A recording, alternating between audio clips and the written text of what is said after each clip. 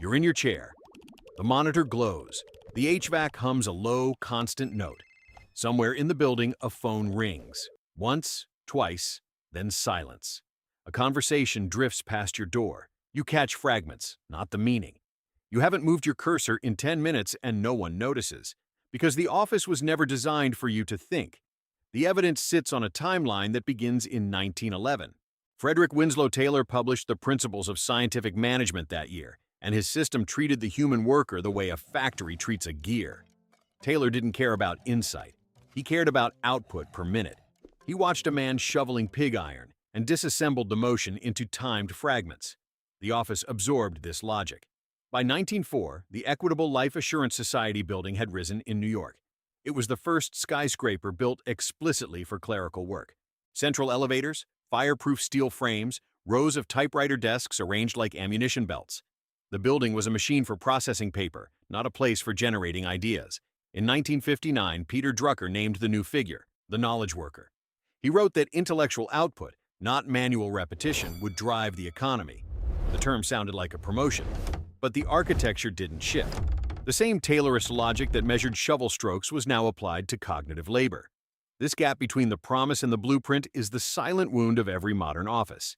If the thought that your deepest work has been fighting a 100-year-old industrial design resonates, subscribe and stay with this channel, because what follows is not a list of tips, but a forensic look at the systems invisible around you. In the comments, leave the word shovel if you have ever felt your cognitive labor treated as a measurable unit, as if insight could be timed. Herman Miller's Action Office system arrived in 1964. It was the first modular partition system designed to give workers something they had lost, a sliver of visual privacy. The cubicle was born, and for a moment it seemed like a win. But the partitions were low. They broke the sightline, but not the sound. Robert Probst, the designer behind Action Office, released a second version in 1970. Action Office 2 ripped down the partitions entirely, open floor plates, movable furniture, the template for every tech campus that followed. Probst believed physical openness would force communication. He was wrong. In 2004, Google opened its Mountain View campus with 80% open floor space. Micro kitchens replaced walls. Phone-free zones masked the absence of quiet. The design was marketed as a collaboration incubator. But by then, environmental psychologists had already published the counter-evidence. Kim and Didier studied 200 office workers in Seoul in 2013. Open-plan layouts reduced perceived productivity by 15%. Self-reported distraction scores climbed. The very layout meant to increase connection was dismantling the capacity to concentrate. Sundstrom and his colleagues placed 100 participants in ambient office noise measured at 55 decibels. Performance on a recall task dropped by nearly a third of a standard deviation. The noise wasn't loud, it was unpredictable, and that unpredictability is what fractures attention. There is a paradox at the center of this. Companies spend enormous sums on open spaces, standing desks, collaborative zones. Then they measure productivity in output. Tickets closed, emails sent, spreadsheets filled. But thinking doesn't follow the same curve. Knight and Haslam surveyed 150 employees in 2010.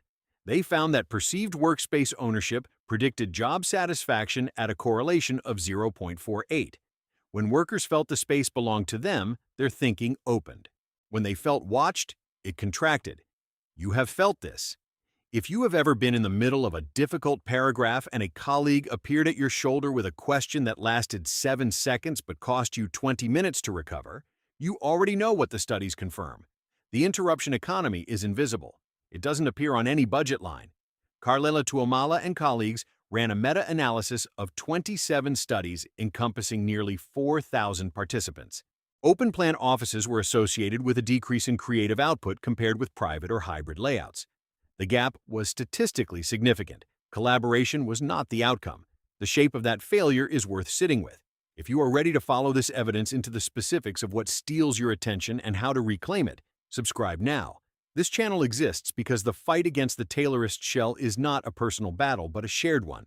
Drop the word "not collaboration" in the comments if your own experience mirrors the data. The open plan promised connection but delivered fragmentation. Baker, Green, and O'Neill studied remote workers during the pandemic. They found that phone-free zones in the office increased deep work duration by 23%. The variable wasn't the person, It was the environment. Remove one source of interruption, and the brain recalibrates. Between March of 2020 and December of 2022, the International Labor Organization recorded a 30% increase in remote work adoption worldwide. For the first time in a century, millions of knowledge workers experienced an environment without the constant presence of others. And what happened? Many rediscovered the shape of their own attention. They found that thinking has a certain rhythm, a gathering phase, a deepening phase, a resolution. The open office breaks this rhythm at every stage, not because the people are malicious, because the architecture was never designed for thought.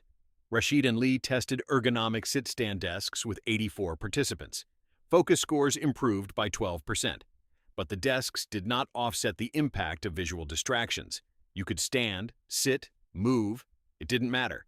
If someone walked past your sightline, your brain registered the motion before your conscious mind could block it. You are not failing at focus. You are being asked to think in a space engineered against thought. The Taylorist office was not built for knowledge. It was built for throughput, and throughput requires visibility. A worker visible to a manager is a worker assumed to be working, but thought is not visible. The deepest cognitive work happens in a state that psychologists call flow, and flow requires immersion, not surveillance. You cannot immerse in a room where a conversation is happening 3 desks away, where a footstep triggers your peripheral attention 3 times a minute. In 1972, a researcher named Mihaly Csikszentmihalyi published a book on flow.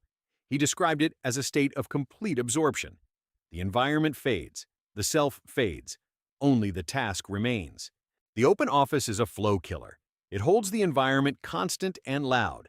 Herman Miller's Action Office was marketed as a productivity tool. But Herman Miller is a furniture company, not a neuroscience lab. The product solved a manufacturing cost problem. Partitions were cheaper than walls.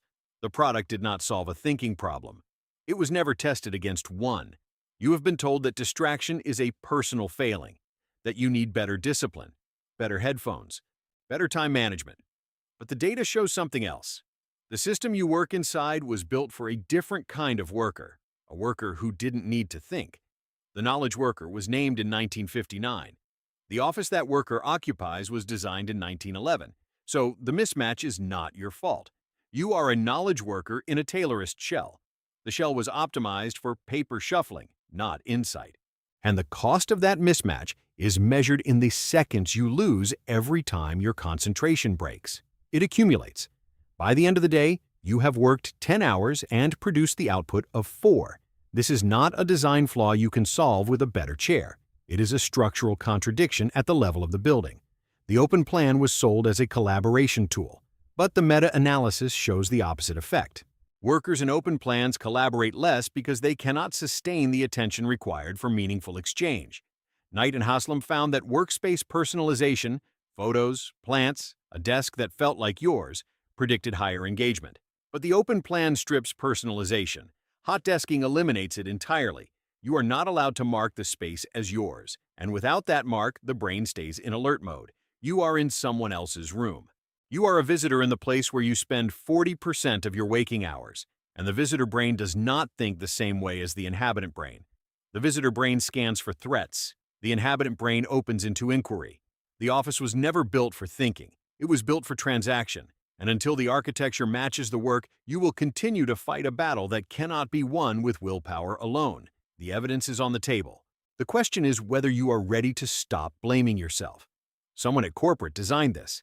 That someone read Taylor. They saw the equitable building blueprint. They believed that visibility equals productivity and that noise equals energy. They were not malicious. They were operating with a model of work that excluded the variable of thought.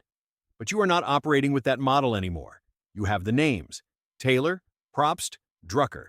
You have the dates: 1911, 1964, 2004. You have the numbers: the 15% drop, the 23% recovery, the nearly 4,000 participants in the meta-analysis. This is not a feeling. This is a documented structural contradiction between the work you are asked to do and the space you are asked to do it in. And once you see the contradiction, you cannot unsee it. The question was never whether you could focus. The question was whether the room would let you. And the answer, supported by decades of evidence, is that it was never designed to. The tailorist office optimizes for one thing only: the appearance of work. The appearance of work is visible. Thought is not.